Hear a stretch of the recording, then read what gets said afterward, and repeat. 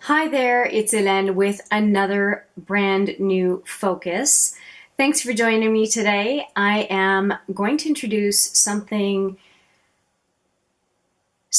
old and something new, but I won't have anything blue. I'm going to introduce a palette that I am so late to the game with. It's so embarrassing, but it is the Too Faced chocolate bar.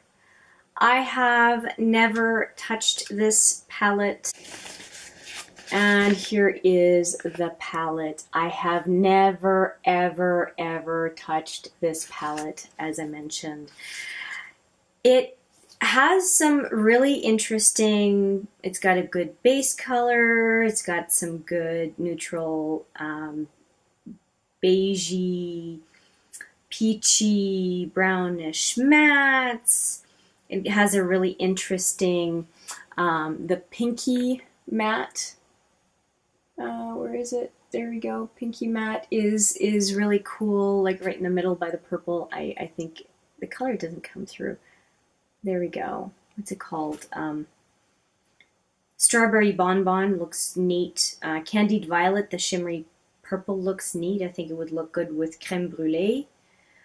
Oh, that's funny.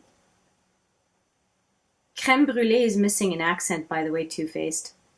Creme brulee is, it's B-R-U-L-E-E.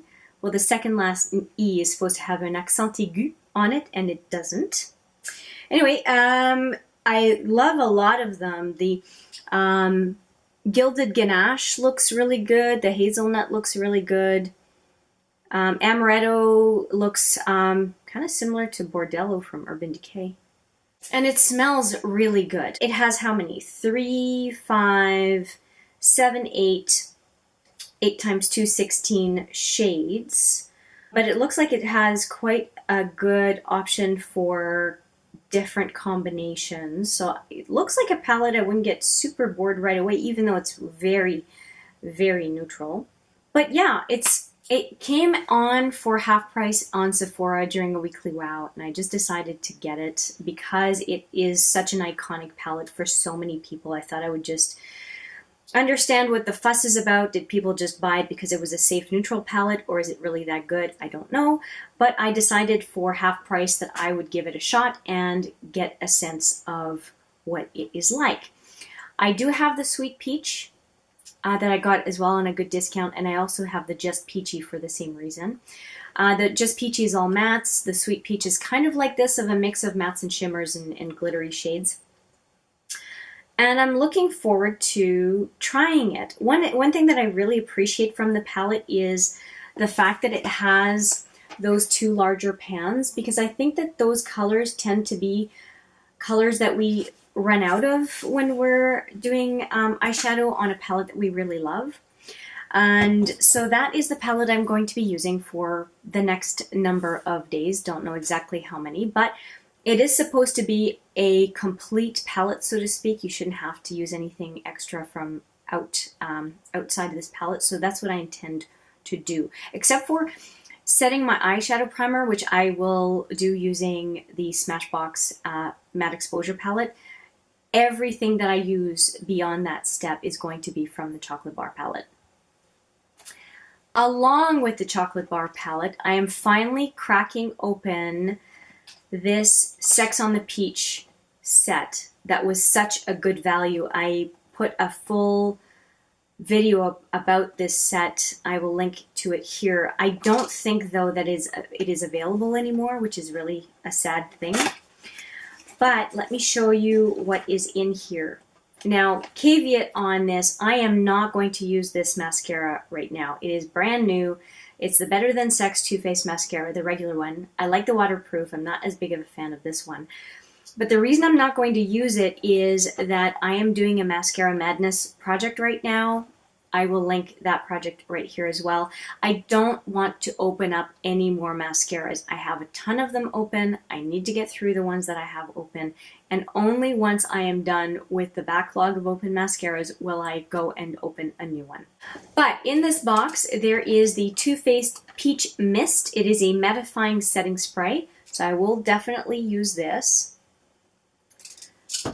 And it's, you're supposed to shake it. There's even a sticker on the box to make sure you shake it. And it also has a cooling matte skin perfecting primer infused with peach and sweet fig cream. So I'm going to use that as well. And the one item that I'm super, super excited about is the Peach Perfect setting powder. It looks so cool. It says mattifying loose setting powder. And there's quite a bit in here, 35 grams of powder. That's going to last a really long time. And as I understand it, it smells really good. I think I took a whiff of it once. I'm going to open this now for the first time. Oh yeah, it has a really cool smell. All right, so I am going to be using that set along with the chocolate bar. Somehow it feels like I should be using that set with the Sweet Peach palette, but I have already used that palette. I know I like it, by the way. How about I'll just link that video as well if you're curious to see what I thought of that palette along with the Just Peachy palette. I'm going to use these products, so really it is the chocolate bar palette, the setting powder, and then the primer and setting spray from Too Faced. But I'm also going to complement with other Too Faced products. So I'm going to use, for example, right now I'm using the lip injection glossy lipstick. I will use any other lipstick that I have from Too Faced along with this palette, just to kind of complete the look, and any other Too Faced products that I have that for some reason I'm not thinking about yet. Or at this point, oh yeah, I can use possibly the Chocolate Soleil bronzer and stuff like that. But definitely the products I'm committing to use are these for sure. And I will report back once I have thoroughly used this chocolate bar palette and see what I think of it. I'm curious about the chocolate gold palette. I've decided against the gingerbread palette because I feel like I've got dupes of all of the colors. And the gold chocolate bar palette feels different enough from the heavy metals palette that I'm kind of curious about it. For some reason, I want to try this one. Like I said, it's an old faithful for a lot of people, and it seems to be a popular choice for Pan That palette as well, which tells me that people really like to use it, want to use it, and to me that's good enough for me. So if you are curious, well, stay tuned. I don't know how many days, just like any brand new focus, all I commit to is trying out a palette or product, and I don't commit to a specific given number of days. So far it has been as little as 7 days and as much as 21.